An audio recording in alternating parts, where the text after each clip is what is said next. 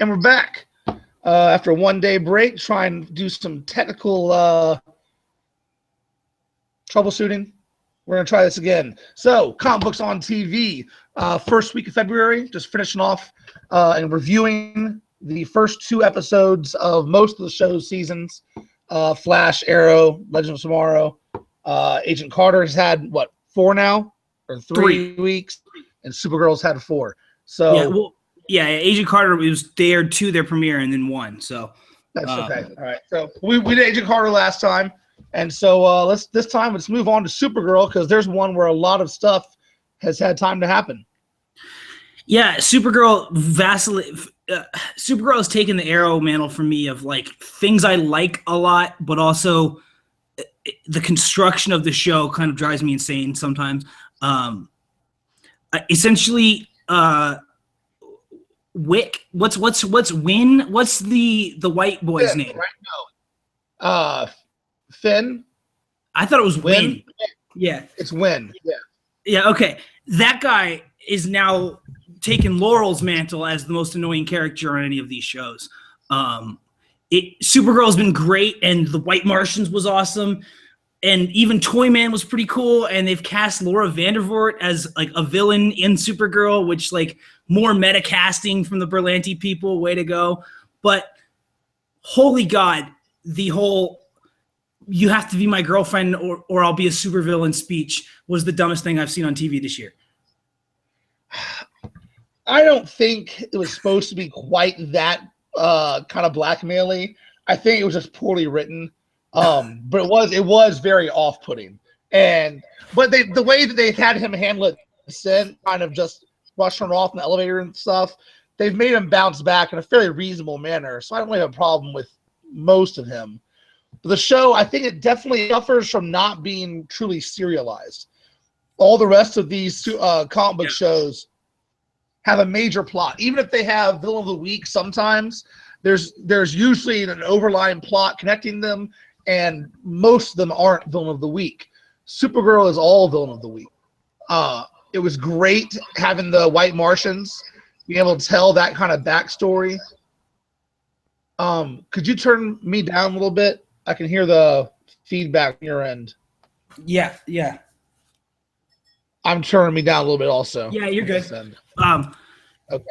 Well, and part of that is because when's the last time you've watched a show on on CBS?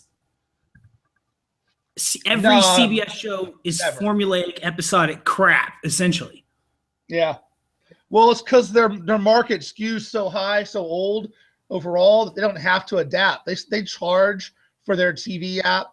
Like, even having cable isn't enough to get it. You have to actually pay them more to watch their shows on the app. Yeah. They don't work Hulu. They don't do much on demand. Like, they're not for the information age yet. Which begs to question, like, why is this show on CBS? Really, this show should be on like after Agents of S.H.I.E.L.D. on ABC. Like, bright, like not so. I don't know. It's like they're still pretending to be Lois and Clark, yet like they gave us the White Martians last week. Like, are you kidding me? That was awesome, man. That was one of the coolest things I've seen all season. The White Martian looked great.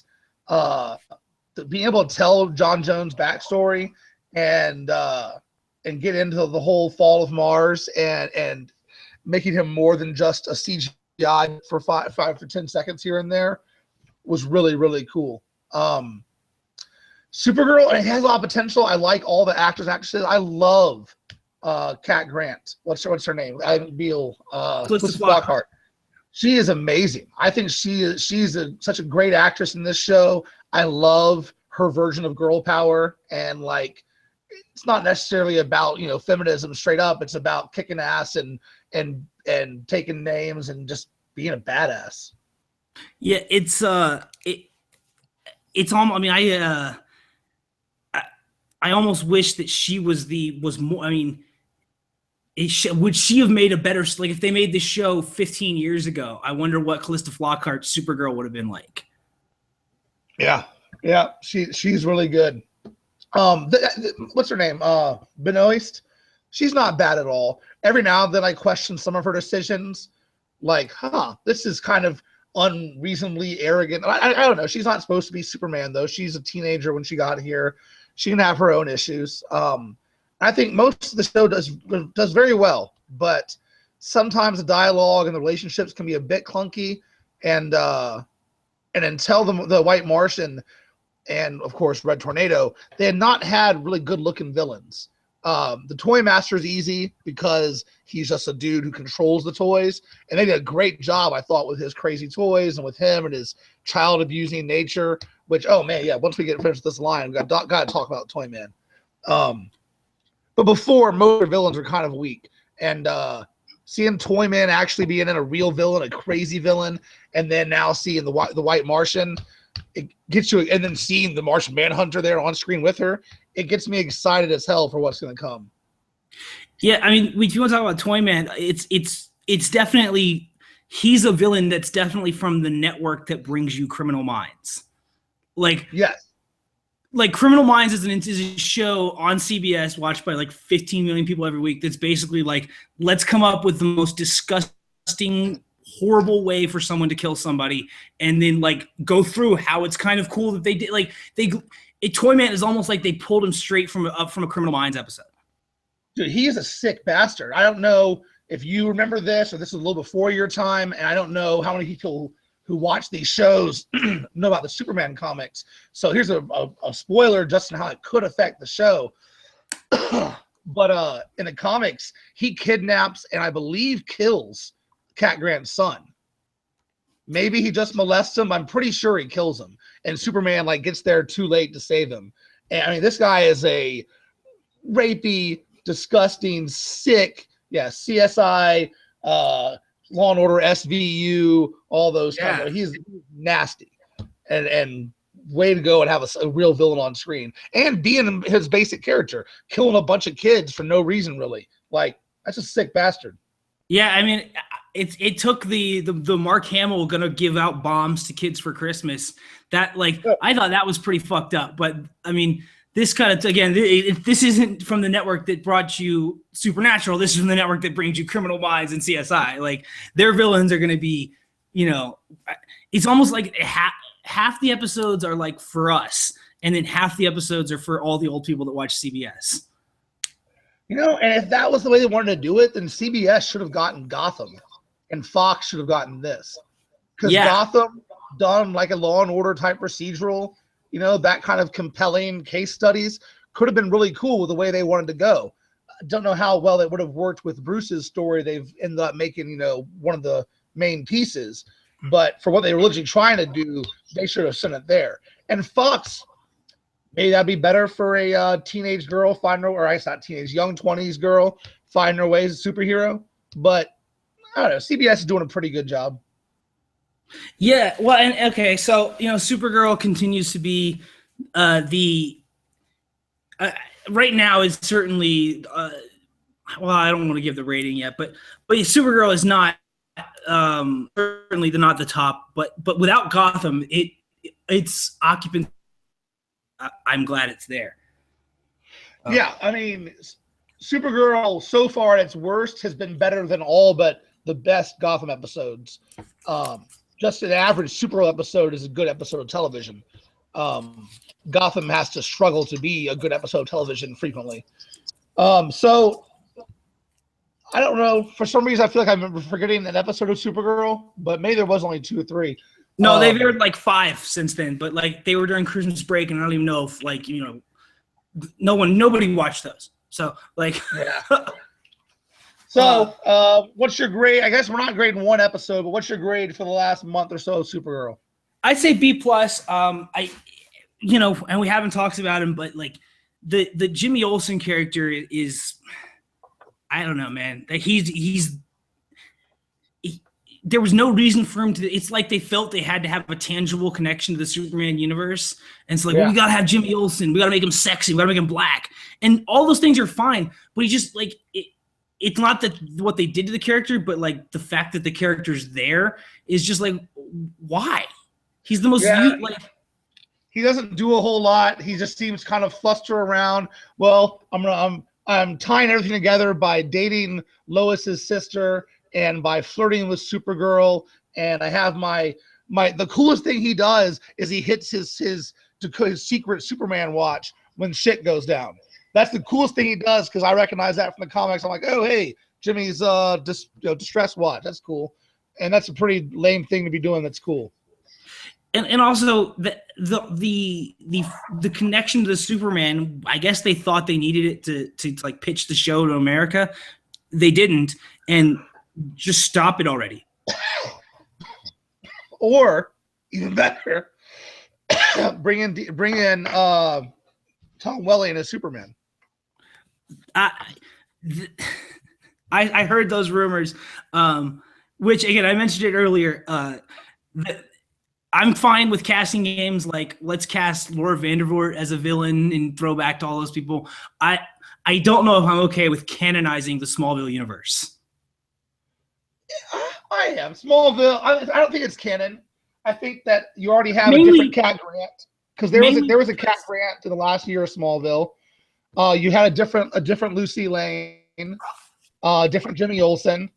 I think, and then you got obviously a different. You have different kinds of parents and stuff. I think that canonizing to a bit Tom Welling as Superman is different than canonizing Smallville. I think that's just a step too far.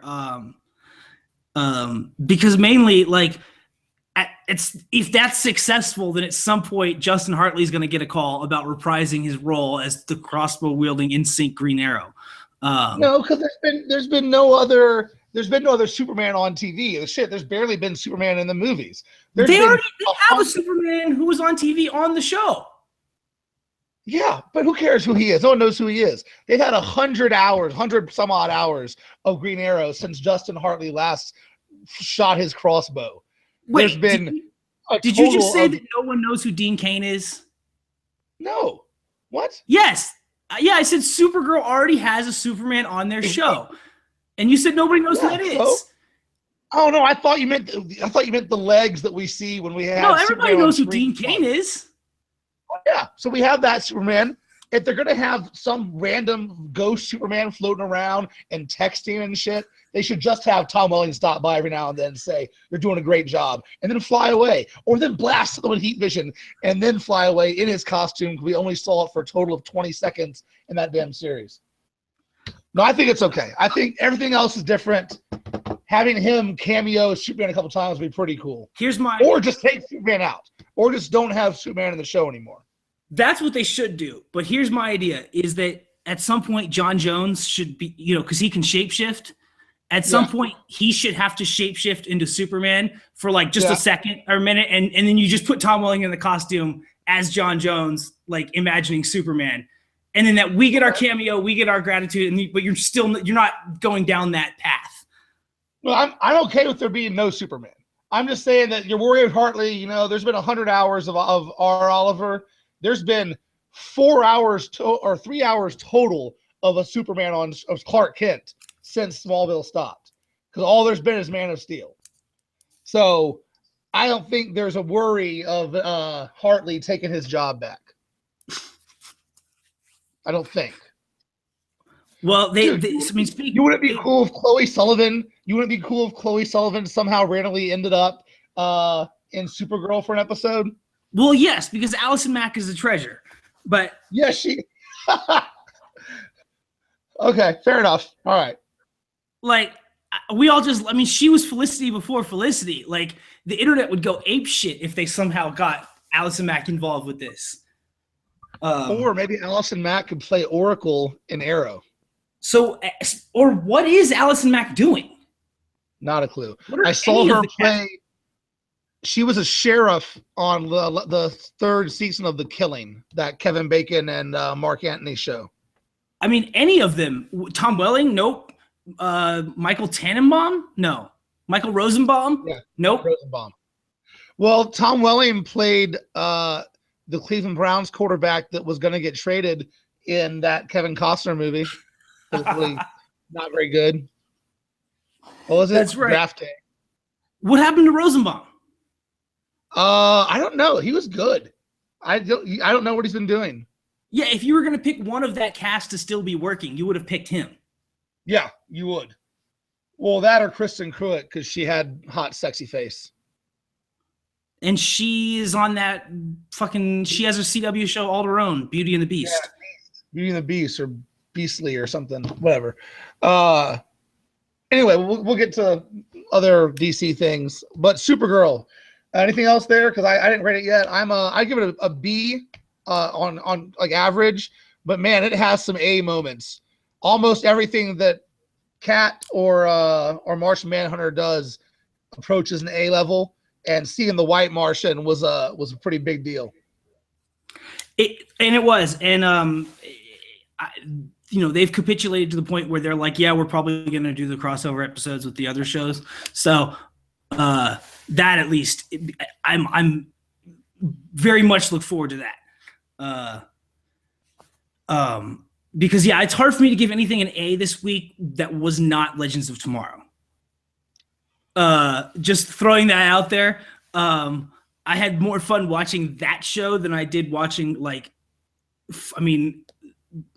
Avengers. That show is awesome, and that we're gonna do it in a minute, but that fight scene in the 70s, the retro one in the bar, was just so well directed. The way that they was choreographed to the music, the way it went down, the way he even ends it right out of an old action movie by throwing the guy through the jukebox. Like, it was just, any cheese that's there, it feels perfect because everything else makes so much sense. But first, Flash. Yes. So 2 episodes of The Flash have aired. One was fairly non-consequential with the Turtle. And almost, I remember very little from that episode, but the last episode of The Flash was fantastic. Yeah. Turtle episode. Sorry, I was going to Turtle first, just a brief one. All that seemed important was, he basically, it leads the dissolution of the relationship with Spivot, and it was a good way to have her exit. And one other thing is that the Turtle guy, his power, the way he slowed down time and took people's kinetic energy, I feel like that has a similarity to how Zoom or Hunter Zolomon, which we'll get to in a minute, obviously, his power works in the Flash comics. Like, one of the Reverse Flashes or Zoom or one of those guys, and I think it was Zoom, they stopped time and took everyone else's motion as opposed to actually being a speedster, right? Correct. Yeah, that you have that 100%. Not Professor Zoom, because goes back to Harrison Wells and Barry Allen, but Zoom was Wally. It wasn't Professor. That's Hunter Zolomon. He was Wally West villain. And yeah, I explained this to lots of people earlier this year when I was theorizing why Barry couldn't catch him, because in the comics, Wally can't catch Zoom because he just slows down time, and he'll never be able to catch him.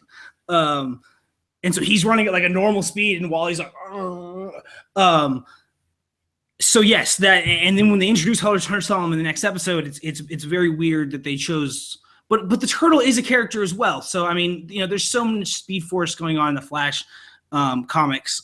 Very true. Very true. Heck, I read about a character I'd never heard of the other day called Cobalt Blue, who apparently is Barry's twin brother from another universe. Like, I've never even heard of that character before. I remember the name, and that's about it. Yeah, and so at some point we're probably gonna deal with him. But anyway, yeah. So the Turtle episode was mainly just for I'm sure there was a few moments that I'm forgetting, because they always throw in 3 or 4 moments that make me like giggle or fist pump or something. Which episode had the Wally street racing? Was that the second episode or the Turtle episode? That was the Turtle. That stuff, that was pretty good. It was, you got to contrive something. And I understand they're bringing him back in, having the conflict, trying to make an emotional arc back to, a good relationship. And it makes sense. He's, racing cars. He's into this. He's into the need for speed already. And then the Spivot stuff was pretty big. And I thought that the way Iris, like, oh yeah, you should totally go tell her if you're gonna have a relationship. I think you have to. And you're like, you've been dating this chick for 2 months. Like, you don't have to tell her you're the Flash. You don't trust everyone in 2 months. You can date her, and then before you get engaged, perhaps you can tell her. But I thought that was weird. But I'll tell you what, man. Talking about Wally and seeing him back, Wally was always our Flash, right? I mean, I know he was always mine. I didn't really give a damn about. Like Crisis was before even my real introduction. I mean, I went back and read Crisis and was well influenced by Crisis, but I came in post-Crisis and I left before New 52. So really, Wally West has always been my Flash. Yeah, and you know, when most of the characters, I mean, our generation is the, like, you know, people who are probably 21 now, 22 now, to like your age or going back to Crisis, you know, it's like 35 or something. That's the 15 years that Wally is like, that Wally doesn't belong to people after that nor before it. Because anybody before it, Barry was the Flash. Anybody after it has the show. Yeah, yeah. And the show, tell you what, I love Barry now. I actively give a damn about Barry. I went and watched Flashpoint again recently, the animated adaptation, and I care more about Barry in random other things now than I ever did. Yeah, and I mean, at this point, Barry is back to being the Flash. It was just, he like took a 15-year hiatus. And he was so good in the second episode, the return of Reverse Flash. I mean, we can get to that. I don't remember much about the Turtle episode. Nope, that's about all I had. Let's move on to the return of the Reverse Flash, which I thought. Well, here, you can go first. I have one particular thought that I want to harp on, but they're not a bad thing. But you go, give us your. Intro. I love this episode. I love the Cisco is he. I mean, the Bye Felicia moment was the moment the internet reacted to. That was great. But just, you know, his whole thing where like, oh, that helmet needs a name. Like, he was in the Back to the Future-ness of it all, where he's like fading out of existence. I knew they weren't going to. I love that his question was, how do you get the costume into the ring? Yes, because they've been teasing that for. I mean, they showed Wells. Yeah, they showed Wells do it, and now they were like, well, we're going to try to do it for you, but they never did it. So at some point, he's got to pop the fucking the suit out of the ring and run into it. That's to be awesome. Well, I interrupted you. I'm sorry. You were still going on about anything else besides Cisco? Or another big Cisco moment? A fantastic. Tom Cavanaugh continues to just kill it. When he goes back into reverse or to Harrison Wells mode. And I love the idea of, I mean, the very end of the episode was kind of what I wanted to get to, but which might be my favorite moment on The Flash so far, when he's like, no, Barry, this is the Reverse Flash's origin story right now. This is where he's right now is where he finds out who we are, who you are. So you're okay with that, right? For saving Cisco. And that was probably, that's one of my favorite moments on Arrow Flash in a long time. I think that Harrison Wells, this episode felt to me like it could have been almost a throwaway. And the reason you had it is so that you associate Reverse Flash now with someone else's face. Even though we saw this guy last year in the Harrison Wells body origin story, now we see him, you know, for the whole episode being an antagonist, talking, being emotionally involved. I think it helps to separate our Earth 2 Harrison Wells character a little bit from the Reverse Flash, perhaps having it make more sense that Barry can start to move on a bit from kind of never trusting him, and that'll help lead to him perhaps not trusting him again when he screws him over to save his daughter. But I felt like this episode offered a lot of closure to Vibe. Yeah. And a lot of closure to Barry. And maybe even a little closure to the audience, who can now, you know, has a new Reverse Flash in their head. Harrison Wells can now maybe become his own thing as a separate character. Yeah, and I love that. I continue to love the. I think actually this was in the Turtle episode. Iris was talking to Wally, and Wally's the continued like fleshing out of how Wally and the Wests are family too. So like in one of the episodes before the break, you know, West gives Wally his dad's watch. Not Wally. He gives Barry his dad's watch, and even though he just found out he had a son, he wanted to make sure. And in this episode, Wally's like, "Well, don't you already have a brother to Iris?" And she's like, "Yeah, but doesn't mean I don't want another one." Where she's not like, "Oh no, he's not my brother." It's still, which is weird when they're going to start banging at some point. That she keeps referring to him as her brother, but no, but you know what? This is the Game of Thrones generation, so it's a whole new world. That's true, yeah. No, I thought that the second episode was great. It had it had everything, the basics of everything the show does so well. Big high intensity, high speed fight, great teamwork amongst the group. Having to handle difficult emotional things with Spivet actually leaving, figured out he's the Flash. The moment at the end when he has to go back and he's a fake saver on the train just so she can be sure, and the little nod. It was just so well done. And the Flash, like the way that Supergirl is just a good show and better than Gotham, Flash is like that, I think, to everything else, where even just kind of relaxed episodes that aren't carrying the high drama of the whole season's narrative still are just great pieces of television and great action and great family story and superhero story. Well, because that's what makes comic books, right? It's the serialization, but also like we're gonna bring back a character from we're gonna tie this one issue to something that happened last year. Either you can get it as a whole, but if you understand the whole thing, it means more. And so this one, again, wasn't tied to this season's narrative, but it sure as fuck was tied to last season's narrative. Right, definitely.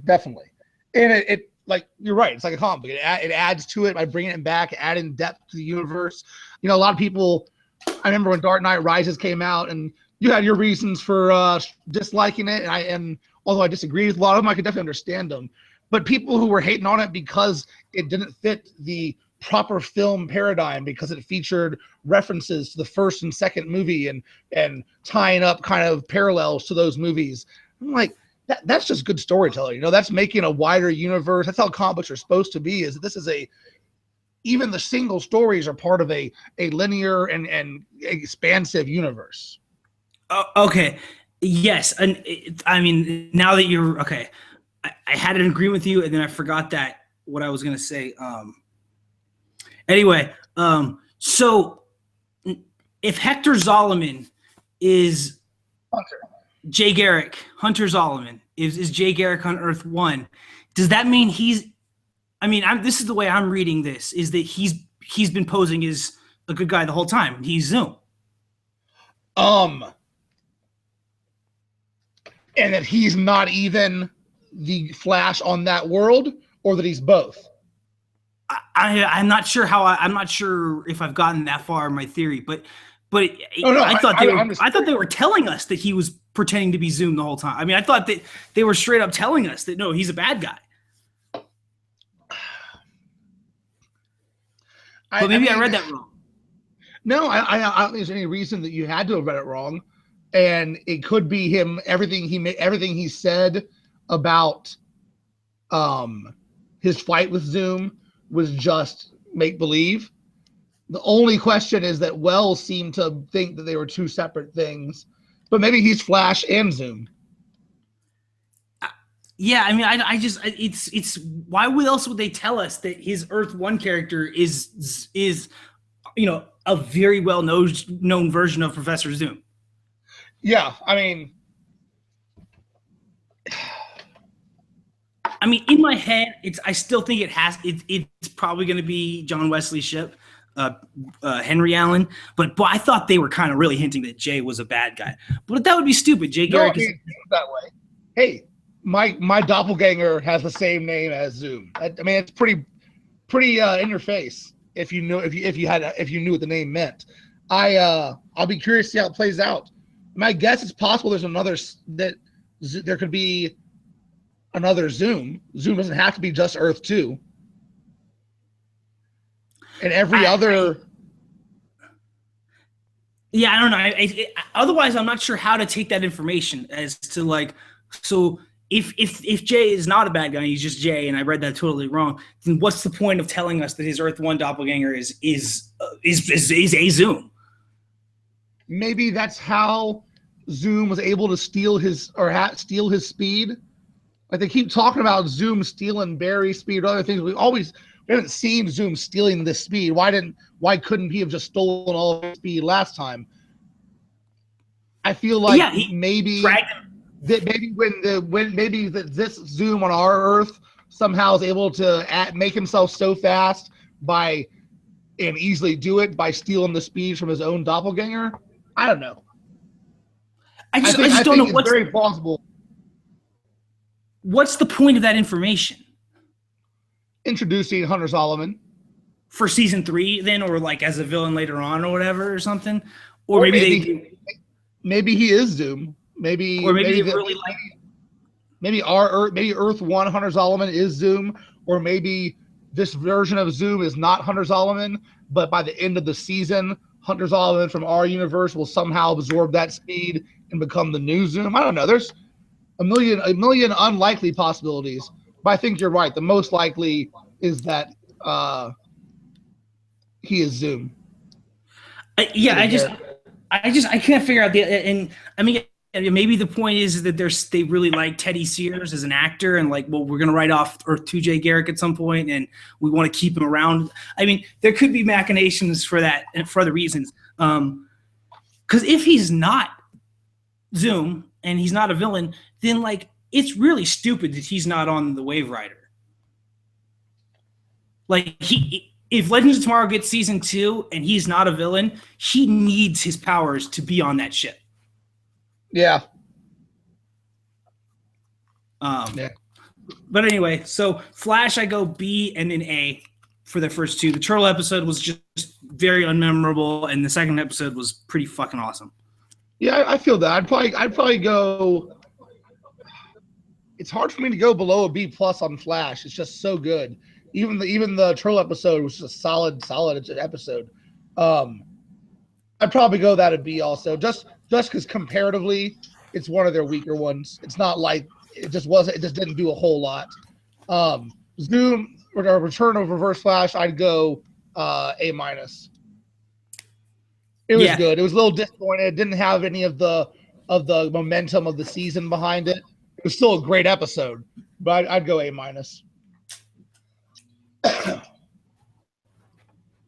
All right, well, Arrow. Yes, to Arrow. And speaking of other mysteries teased through the whole season, Felicity is not dead, but she is paralyzed. Yes, when we talked, Felicity had been shot the fuck up, pardon my language, and we thought she might be dead. The show opens with another flash forward to a cemetery, leading us to think maybe it's her, but obviously it wasn't. Now she's paralyzed. She's had her dealing with adversity episode and has bounced back, and theoretically, mentally will be, there as part of the team. But she's not Oracle because the biggest reveal of, a little bit dropping the lead here. Batman exists in the Arrowverse. That's what it seems like. That's what they told me, right? Yep. They said the name Oracle was taken. By who? By the Warriors Arena? Yeah. It's hard to think what this could mean besides there is an Oracle. And maybe they're talking about the software company / sponsor of the Golden State Warriors Arena. And they're just saying that Oracle itself was taken. But come on now. Seems unlikely. It seems very unlikely. And if that's the case, you can't just be like, oh, by the way, Batman exists, but no one will ever talk about him or ever, they opened up a can of worms I'm not really sure they were ready to open up. Look, after listening to that interview with Kevin Smith, these guys have a lot of plans, a lot of machinations. It's clear. And it's hard to imagine that you accidentally reveal that there's Barbara Gordon over here somewhere playing Oracle. At the end of Smallville, I'm trying to think if Chloe actually ever went by Oracle. I think she did. You think she did? Not positive. I think so. Huh. I'm not positive. I know she was in the Watchtower. I know she was in the clock tower. You know, the clock tower is always Oracle's thing. I think by the end she was, but God, I'm not positive. Well, again, that's threatening to canonize Smallville, which I'm not really sure they're ready to go down yet either. But yeah, that's just Arrow. The first episode where Ollie was just kind of on a revenge mission was dope. This last episode of Arrow was, I thought, it was a really good episode of Arrow. The emotion at the end when, you know, Ollie's like, we've both grown a lot. I mean, that was really good writing. Arrow was sick. It was a really well written episode dealing with Felicity having to deal with this injury and come through it. Was all written very well. And I just zoned out. What's her name? Amanda Waller. Amanda Waller shot dead in front of us. Yes. Just capped like The Departed. Yes, she was killed Departed style, but these last, I mean, they killed Deadshot. Now they're killing her. If there was a great episode of The Wire at the end of season 1 called "Cleaning Up," where Avon and Stringer have like 4 people killed, including Wallace, and they like burn their cell phones and stuff. It feels like this is the WB cleaning up the Berlantiverse in regards to Suicide Squad. Like all threads, all connections need to be, you know, burned into the ground. Yeah, no, it was like the end of The Godfather. Like they're just taking it all out because they don't like them overlapping. Which is why you figure the real reason we're never going to see Batman and Superman, and why it's so weird that we got an Oracle mention. But because you would think that you would just have Amanda Waller not on the show, you could just have Deadshot not on the show, if you can have Batman not on the show. But I guess it does get a chance to put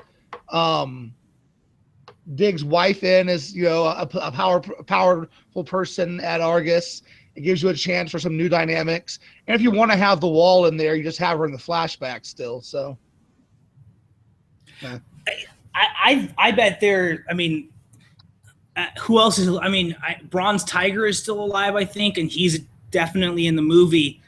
So we're probably going to get a Killing Him episode. Other than that, there will no. I'm not even sure there'll be an Argus on the show anymore if there's an Argus in the movie.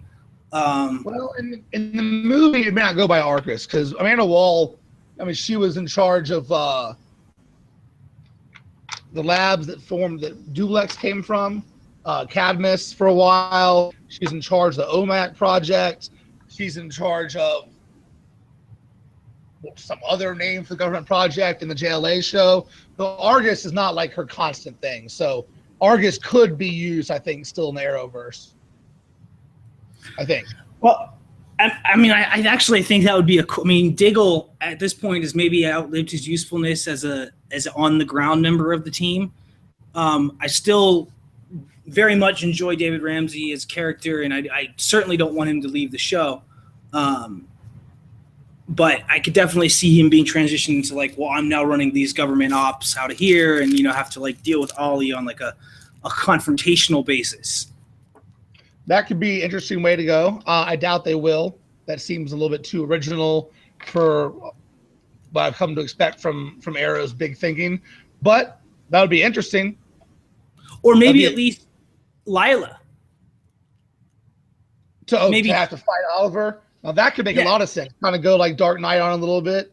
Yeah, so maybe Diggle has to, and then that's a good emotional. I mean, that's probably even a better way to take that is Diggle has to then be like, well, my wife wants this in a way, but my best friend wants this. Like, that's a good way to play the conflict there. You want to know how I play the conflict? What? I have everything that you just said happening, and then also Oliver cheats on Felicity with Laurel. And then next season, everything blows up, and it's just all Oliver on his own in Seattle or Coast City. in Seattle or anywhere. But he's on his own, or even in Star City, but just on his own and dealing with the grime and maybe drinking sometimes. And that's how I would write it. I like Team Arrow. My favorite Green Arrow comics would always. I mean, the Seattle stuff from the '80s was like, that's the reason why this show exists. But like, whether it's him and Mia and 3 other people, or him, Hal and Dinah, I always like Team Arrow. However, he should cheat on Felicity, but there's no fucking way in hell CW has someone cheat on a handicapped woman. Dude, listen. If you're ever going to do it, not even Green Arrow? No, I mean, like... You don't think Oliver could possibly do that? I don't even think they let Barney get away with that on How I Met Your Mother. Like, the only person in the history of television who's got away with cheating on a handicapped woman was Larry David. Don Draper could have done it. Yeah, but he would have like, he would sexually manipulate the women in a much more icky way. That's how I would write Oliver. I'd have him self-destruct personally, but then still kick all the butt as a superhero, save the world, and eventually earn everyone's trust back and save Team Arrow. And then 2 years he does it again. I mean, yes, that's that was the thing, is I love the idea of having her. I mean, Oracle herself was such a cool character, but they've kind of erased that from the comics. So like having that's a cool thing to have as a handicapped like superhero, essentially. I think so. But this is my complaint about Arrow this week, is that their writing situation is similar to the Shield writing situation, which was, I think they took a good short-term dramatic turn and kind of fucked themselves long-term. Agents of S.H.I.E.L.D. fucked themselves by killing Ward. Now he's not really dead, he's inhabited by an alien, but you can't do that for long. And Ollie, yes, if she wasn't paralyzed, then they'd be setting up him hooking up with Laurel episode any minute now. But you can't. I don't know if you can ever do that now. You have to kill her before you can have him move on. All right, 2 things that make it okay. One, he and Laurel could just make out in the hospital or something. Emotions are running high. Or, since that won't happen, 2, I forgot what I was going to say. Oh, no. 2, in Arrow, they've introduced Constantine and magic and stuff, and she's not, like, dead. We didn't see her chest crushed and her body be unusable. So I think that an Arrow, it could be possible either through something to do with Lazarus or Constantine or something to that effect, that we can see her walk again. But I would be okay with her not. I'd be fine with her being Oracle, because I agree, Oracle's a cool hero, and the great thing about comics, especially now, is there's a superhero that looks like almost all of us. But that being said, you can't, if you keep her as Oracle or Overwatch or whatever you want to call her, which I think is kind of a cool name, by the way, is that it takes, you can't then have Ollie fuck around romantically like that. She should dump Ollie. You just write her. Yes. You write where she dumps Ollie. That's all you do. Yes. Now, what I've always heard with your other point was the reason why they never fixed Batgirl. Like until they erased the universe, essentially. Essentially that's what happened. It was like they took erasing the universe to undo the Killing Joke, right? Yeah. Was because there are quite a few handicapped people who read comic books as a way to like escape their situation, and I've heard writers say that it's insensitive. I heard this at Comic-Con. I asked this at Comic-Con as a little kid. I'm sorry. That's where I know this. To a DC executive asking why they never fixed Batgirl, he said that they didn't want to give the impression to their handicapped readers that was like a possibility in their they felt to be insensitive to their handicapped readers to be like, well, we fixed her and she can walk again, but you fucking can't ever walk again. Yeah, but at that point, Jason Todd was still dead and Barry Allen was still dead, and there wasn't a Supergirl back. So they used to care a lot. Like, it was a big deal when Superman died, when Batman had his back broken. They had to draw out Batman becoming unparalyzed over the course of like 6 months to sell that. He didn't just see a chiropractor in the depths of a prison who's never like an untrained medical professional. He didn't just touch his back once and fix him. No, he had to see Magic Lady, but he was actually paralyzed, not just like slipped a disc or some shit. Sorry, Dark Knight Rises, shots fired. That's right. But yeah, no, either way they wrote themselves into a corner, and yes, we've now exhausted how they could write themselves out of the corner, but like you still wrote yourself into a fucking corner, Arrow people. Like, I mean, really any other person but Ollie's romantic interest should have been the paralyzed one. Like that's the flaw, is that now you're fucked until you come up with a way for Felicity to dump him. I mean, that's actually pretty reasonable that Ollie would do something stupid enough and like maybe he hurts someone. I don't know. I could actually see that. That's the way they're gonna have to do it. They're gonna have to have Felicity break up with him. Yeah, I agree. But I also think that eventually she will get her legs back. And whether or not that's insensitive, probably. It also got to be cool to see, another hero on TV looks like you if you can't walk. But I don't know. I don't know that it's that big a deal. But Arrow's awesome. Sorry. And just real quick, Damien Dark continues to be like one of my favorite things on television. And his cameo in Legends of Tomorrow made me so fucking happy. Yeah, just having him pop by at the arms deal, just kind of, being Damien Dark. That was cool. Yeah, and it's 70s Damien Dark, and he has a great line. He goes, "What was that?" Oh no, yeah. I love that guy. So yes, in the Anarchy thing was, I don't know, that whole plot line of I'm going to capture you, then set you free, and then I'm going to capture you again. That was kind of dumb. It was like many of Arrow's kind of dumb things. It was a good idea, at a point of it, had it been a little bit better executed. I definitely see I'm going to let you go hunt Dark. That's what you're going to do. But to let him get caught first and then have to attack police and then be like, no, it's cool at the end. I want him to kill the bad guy. Like, no, but remember when you shot those cops? Like, you can't do that. Like, there's no like, at least you were going to murder someone. I guess it's cool. Well, I give Arrow was the Anarchy one the first one or this? No, the Anarchy one was the first one because the last episode was the Diggles and them all like the wall. Yeah, they were all converging, and I really liked the. I hated him so much and his goofy his Milo Ventimiglia smile or snarl or lip constantly up in the air of Diggle's brother. Yeah, he has the Milo Ventimiglia thing where he's just like has his lips up in the air the whole time, and I hated him at first, but I really liked him this episode. He was really good this episode. It was the first time that I didn't find him annoying. He's just so tiny. And there was one point in the choreography where there's a fight between him and like the general, and I swear there's some like white dude with a wig on in the middle of the fight. But it's just hard to believe how small he is and trying to be tough. But he was a good actor this episode. I liked the way it played out, and I would give the first episode a B+. It was fun. It was action packed. They've gotten a lot better at using Laurel judiciously and fairly effectively, and everybody else I think is pretty much kicking ass on Arrow. The second episode I thought was really good. I'd give that one A-. How about A-, yeah.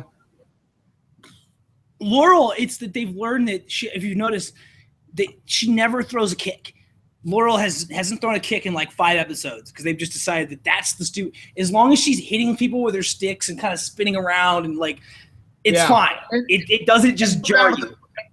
Jumping out and going, ah! She does that pretty well. That's her best thing that she can do is looking like she's doing the sonic scream.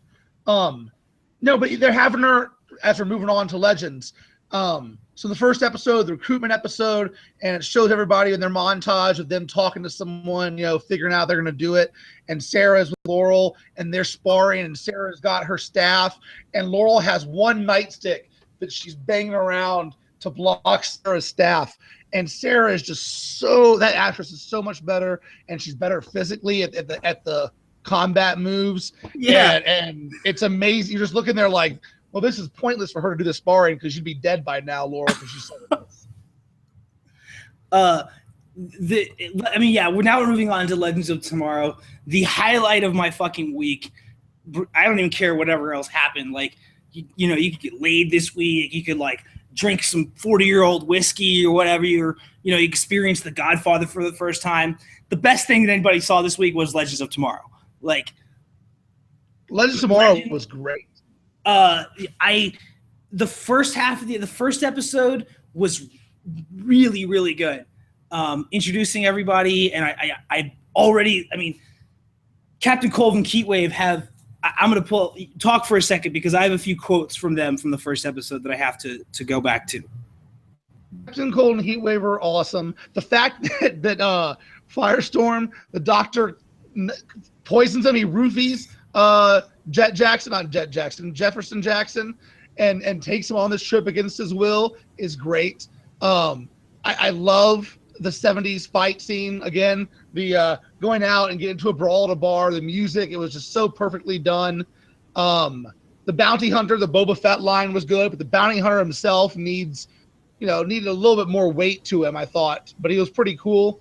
And it was great. Second episode, holy crap. We have a great episode. We already get to the arms deal. We run into Damien Dark. We have a showdown with Vandal Savage. And at the end of episode 2, spoiler alert, Carter Hall is dead. We already killed our Hawkman in 2 episodes. All right. I think I can tell you my theory on that. It's really smart because that version of Carter Hall was annoying as shit, how he was constantly trying to rape this girl. Yeah. Now they can just go recruit a new Carter Hall from a different time period who has he'll be Kendra's position and Kendra will be in his position. He'll be like, I don't know this chick.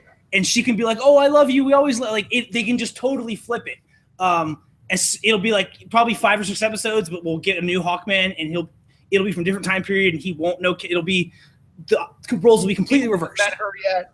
Yeah. Yes. And she'll be fawning over him because it was really creepy. He kept pawing at her. You can't paw at chicks anymore. Maybe that was okay for Don Draper. Don Draper used to paw the shit out of some chicks, but you can't just go groping chicks anymore. You're right. The world's a different place. And I guess Carter Hall is an old-fashioned type of guy, but he definitely was kind of creepy.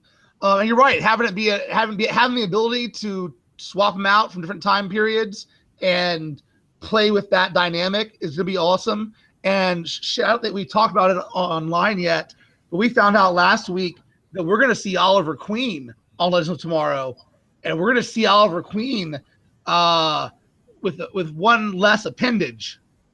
Yes, they're going straight Dark Knight Returns, which and all the stuff they've released is what they're doing. Like, oh my God, this show this is where all the crazy is being poured into at the moment. But going back to the beginning of the first episode, so when everybody's discussing why they're going to go on the journey or whatever, when they, originally Rip Hunter lies to him, he's like, "You're all legends," and they're like, "Oh, that's cool. We're in," and then eventually it's like, "No, you don't mean anything." But so when they have to re-decide, the guy who plays Firestorm, he does not want to go. He says, "Why would I want to go travel in time to get murdered by an immortal psychopath?" Which I love that line, but it was followed really, really, really quickly by Heatwave. Someone asked Heatwave why he was coming on the trip, and he says, "Because we love money and hate working." Yeah, Heatwave has had some ridiculous lines this whole series. I like to kill people. Okay, everyone else here is being heroic right now, and Sarah doesn't necessarily mind killing people, perhaps. But even your boy Captain Cold there isn't like, yeah, I like murder and stuff. Let's get rich. We have the whole Rogues Gallery vibe going. You're a psychopath. Heat Wave. But yes, and probably the most ridiculous Deus Ex Machina I've ever heard in any sci-fi show ever, which is how do we justify them having the right clothes for every time period they visit? Oh, we have a machine that makes clothes on the spot. You don't have one? Pretty smart. You're done. Pretty smart. I should have one. I mean, that's almost like that. I mean, you're just saying, okay, no one ever has to ask this question again. Like, we're done. This question is answered. It may be stupid, but look, but let's be fair, dude. We have portable 3D printing. This guy's from 150 years in the future. Why wouldn't he have 3D printable pants on his spaceship? No, you're right. It's just the way he declared it, and then nope. Okay, you don't have to like. Then the show was obviously like, okay, it felt like something that they put together these pilots and they screen them for like test audiences and think tanks. I feel like after the first test screening that somebody was like, well, how do they have clothes? Yeah. And the writers were like, oh shit, we should put in one scene, guys, one scene, yeah. And then that 15 seconds. Yeah, you're right. Just like that. But the bar fight, and then I mean, the fight at the beginning, the first episode was great, but the second episode where you're dealing with I guess dealing with the Hawks kid was very emotional, but the Hawks are my least favorite part of this show. So the second episode, dealing with Stein, his younger self's like smoking weed and hitting on Sarah, and she's like going along. It was so good. It was. That was really cool. Had a good vibe, and his younger self was fun. He was arrogant little prick, but charming, and it was cool seeing him trying to play it off. The episode was just very strong. The starts out, you have that gun, the arms deal. You got Damian Dart there. You got Randall Savage. The plan coming to fruition. You have it all go to hell. You have the showdown with Randall Savage so early. You knock off and kill a major character in your second episode, and you invent 3D printable pants. So you had a pretty kick-ass show, I think. Well, I mean, the beginning of the second episode where they're set the arms deal, that was the highlight of the highlights for me. Where, I mean, that was as good as anything in the Avengers. They had a shot where Ray pops out of Stein's pocket, Sarah drops in, the Firestorm flies in. It was literally like that shot in the Avengers where they, the famous shot from the end where they're all fighting and like the one shot. That was as good as that. Legends of Tomorrow, you already did something as good as the Avengers. No, it was super dope. So for Legends of Tomorrow, I've got a big fat apes. Like, they come out the door, kicked it down, and they jumped almost immediately to taking the gas to 10 all the way up. It was really impressive and really good. Everybody's a good actor. Everybody seems to be having a lot of fun, especially Wentworth Miller, who is one of my favorite people in all the land. Yeah. Do you? I guess I'll do mine, and maybe I don't know if you have. So I'm gonna rank the cast. And I don't know if you. So I go cold because again, Wentworth Miller is my favorite. I mean, I just want to that guy. Just read Shakespeare, read the phone book, but just do it in the manner you're doing this character, and I'll watch it. Professor Stein, because I thought he just killed. I mean, the second episode where he's like. He thinks his younger self's being a dick, but he's kind of being a dick the same way. That was, I love that. I love that whole thing. Sarah, because Sarah is the only one of these people that's trained to fight correctly. And when that scene after Ray loses his little tech piece and they have to go steal it, and Sarah's like, "No, I'm trained by the League of Assassins. I'm good. I can just take out these 5 people. You don't need to jump in here." She just jumps in, kicks everybody's ass, steals the thing, is like, peace. That was great. It is cool that she's definitely the most badass person on the trip. Yes. And then Rip Hunter, who we haven't really got to meet very well, but I feel like he'll be. I mean, I'm putting him in here almost like because I'm expecting better things from him. He's the and then Heatwave. It's hard to separate them, but yeah, I love Heatwave. The Jefferson Washington, what's his name? Jefferson Jackson. Right. Okay. Yeah. It's Lincoln Washington. That's right. That was Neil Adams' rejected Green Lantern name. Do you remember that interview? Yeah. And then Kendra and Carter, because I don't like either one of them. I really didn't like Hawkman. Yeah. I would go obviously Captain Cold first because he's just one of the coolest humans around on TV. Right after that, I'd go Brandon Routh. I think that he is awesome. I think it's being fairly nerdy. I've watching Kevin Smith movies and Superman and this show and see him in Chuck every now and then and Scott Pilgrim. I feel like I've seen a lot of his career, and he's gone from being really quiet and way over his head as Superman, while still playing maybe a better Clark Kent than we've seen Henry Cavill, to now being a cool character. He's charming, he's witty, and he's funny, and he's kind of heart of the show right now. Like he and maybe Jefferson Jackson are kind of like the heart people in the show. And I mean, Ray's his was actually a little sad. He's like, I died. Nobody remembered me. Like I saw what happened when I died. Nobody cared. Yeah. World went okay and moved on.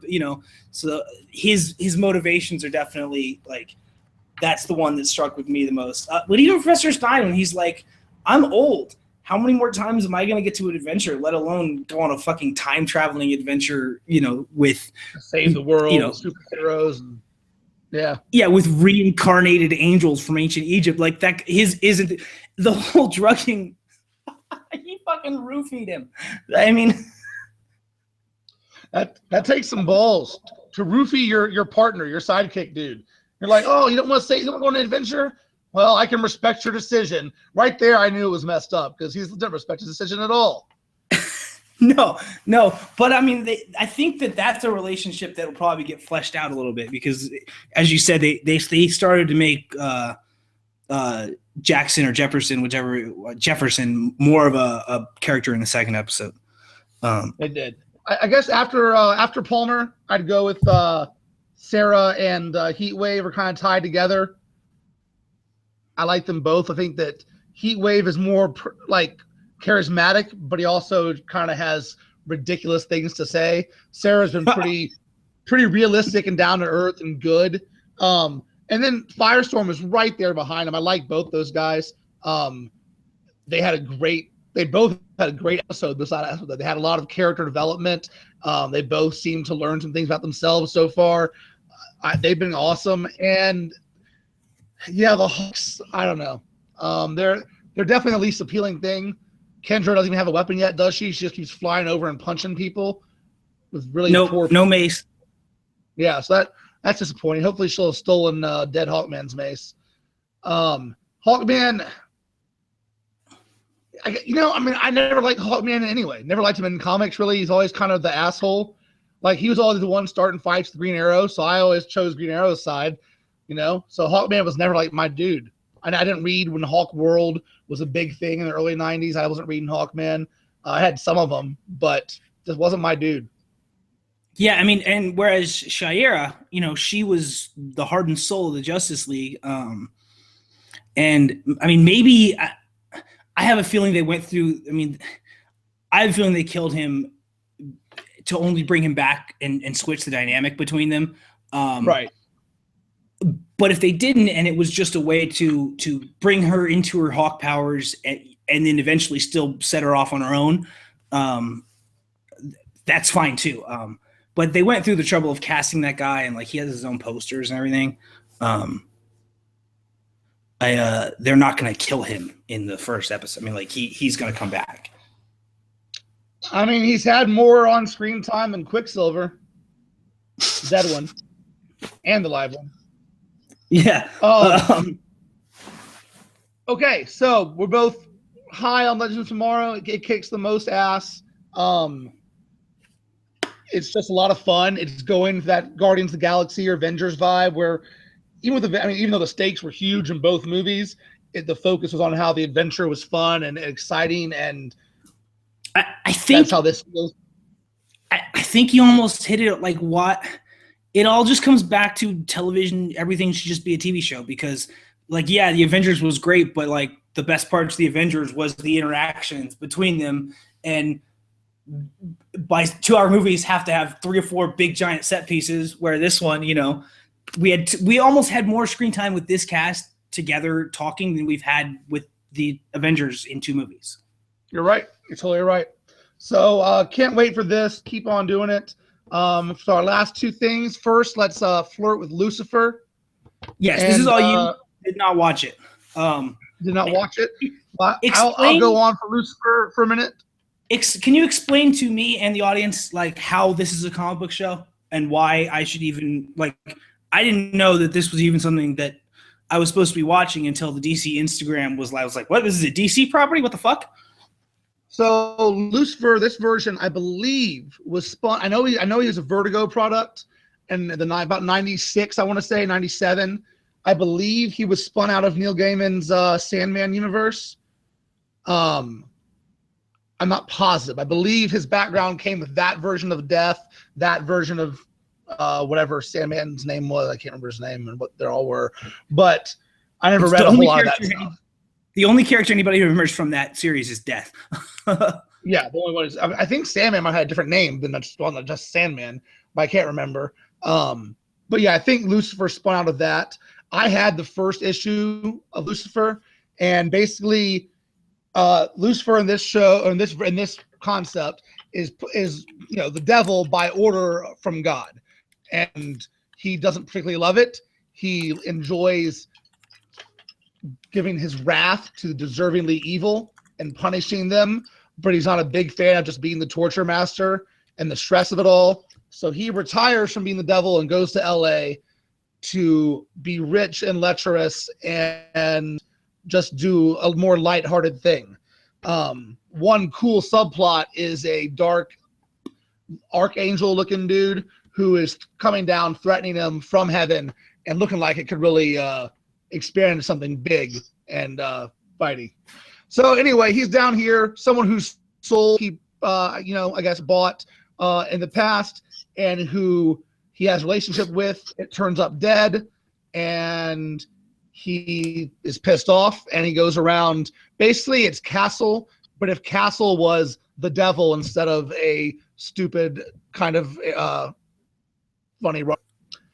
That's the premise of the show. Is he tells the police officer he's the devil and shows her that he can influence people and is immortal and can have some hellacious powers, and sets it up for him to basically run around with this cop detective, homicide detective, and solve murders and kind of do a Spectre thing where he punishes people while on Earth while solving these murders. So it's Castle meets Dexter. I don't know enough Dexter, but I'd say Castle meets Spectre. Yeah, Dexter, he killed people that he killed murderers, right? Yeah. Okay, but anyway, it's good. The first episode was well done. It was witty. It was well acted. The lead, he doesn't how I pictured him, or in the comics he was with blonde hair and stuff, but this guy is kind of smarmy, and I think Castle only works when it does work because Captain Mal is so charming and cool that he's able to pull it off often enough that people love the show. I think it's a lot easier to expect this guy to play smarmy and devilly when he's the devil, because that's a much easier role to play for a lot of people. But it could be a star-making role because he's definitely charismatic and cool. Yeah, the reviews of the pilot were better. I mean, the reviews of the Legend of Tomorrow pilot were really shitty, and the reviews of this were really good. And I was just confused how anyone could find the Legend of Tomorrow pilot not the best thing they ever saw. So I just had to hold off on this until I got a more confirmed review. No, that's dumb because Legend of Tomorrow is great. I mean, but I guess Legend of Tomorrow is all the way into our world. They've sold. They're not going back. They've sold out on its comic books, and it's fun and it's action. And if you can't buy into that at this point, well, you're just not gonna like this. Lucifer, it could be watched. It's kind of more Supergirl, where it's going to be episodic, less serialized, and it looks like it could be anyone who's not offended by rooting for Lucifer can watch this show. Well, I mean, I'll have to check it out. It's on Fox, which is the same people that produced Gotham.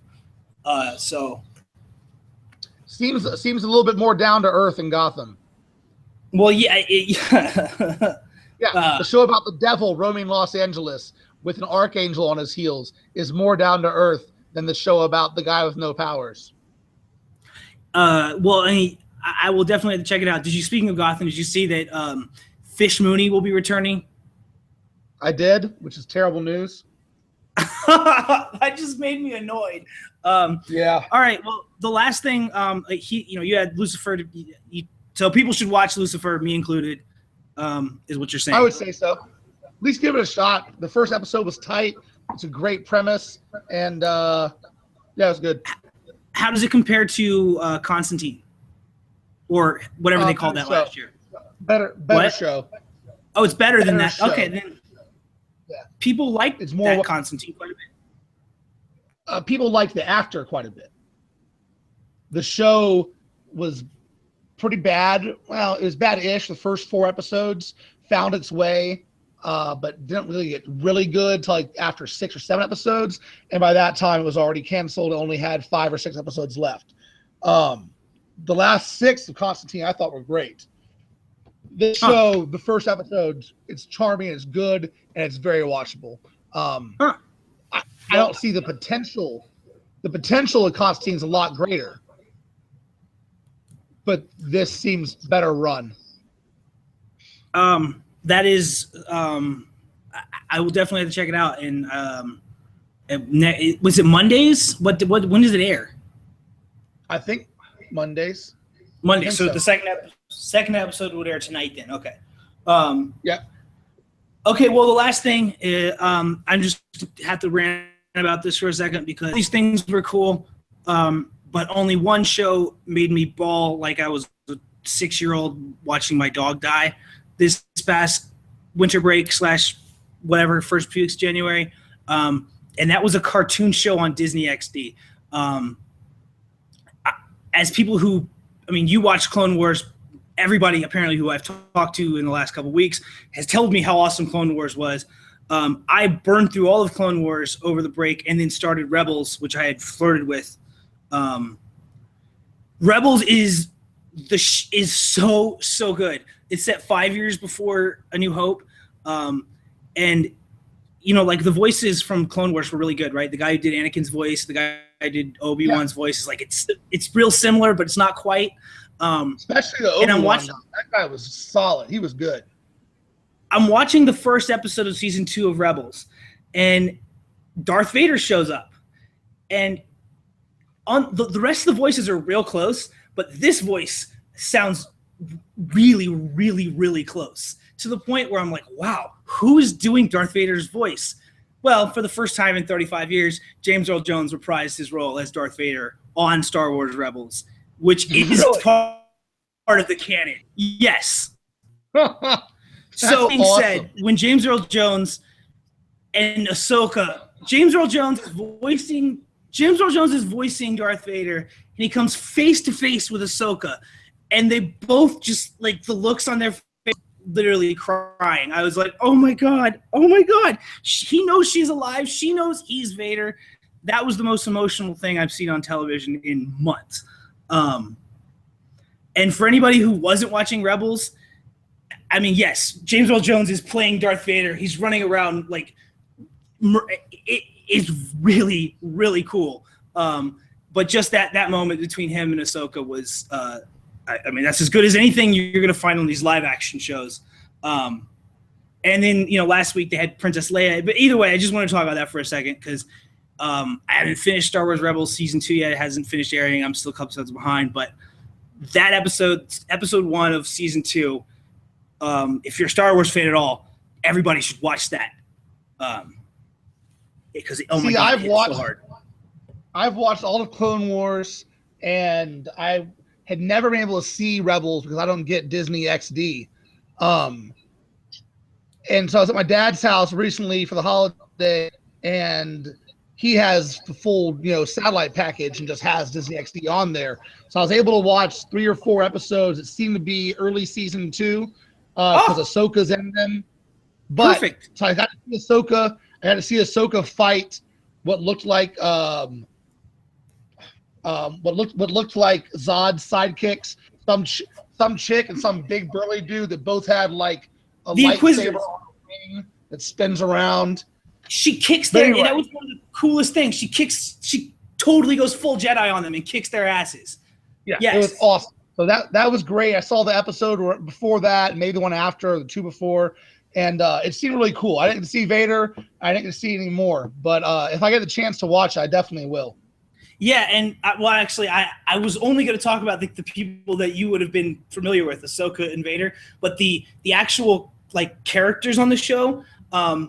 I mean, it's kind of set on one planet and dealing with the rebellion's like birth on this one planet. And season 1 ends with them finding out there are other cells and their like informant and connection to the other cells. It turns out to be Ahsoka, and there's Red Wedding style reactions of like kids online watching like, oh my god, Ahsoka's back.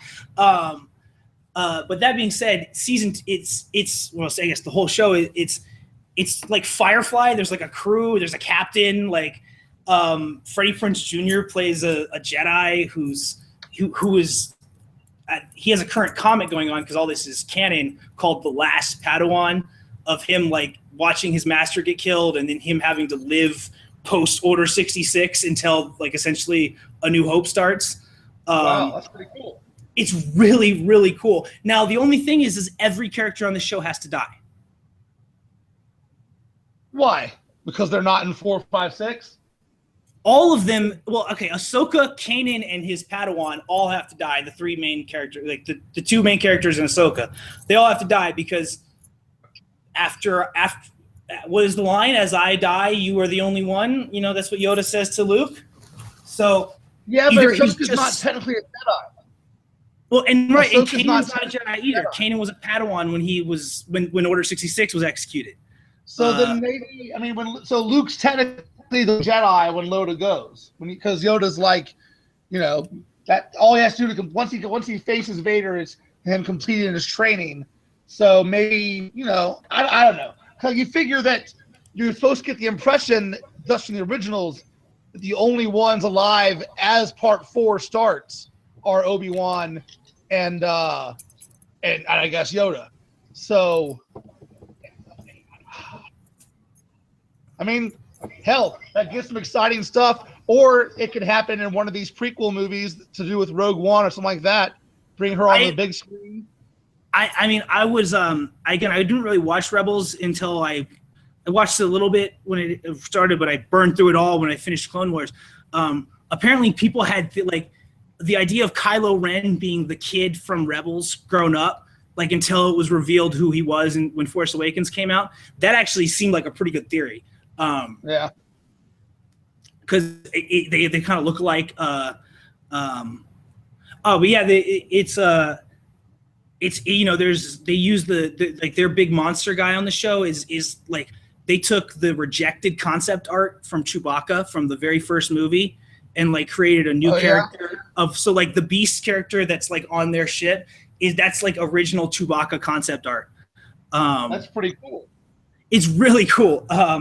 And I think the pilot is online. It's called either way, the pilot and the first episode are both on YouTube because I watched them there. R2D2 and C-3PO were involved, and Bail Organa's involved. And then eventually Captain Rex gets brought back and is a member of the crew by season 2. Awesome. Like, and it's blown away.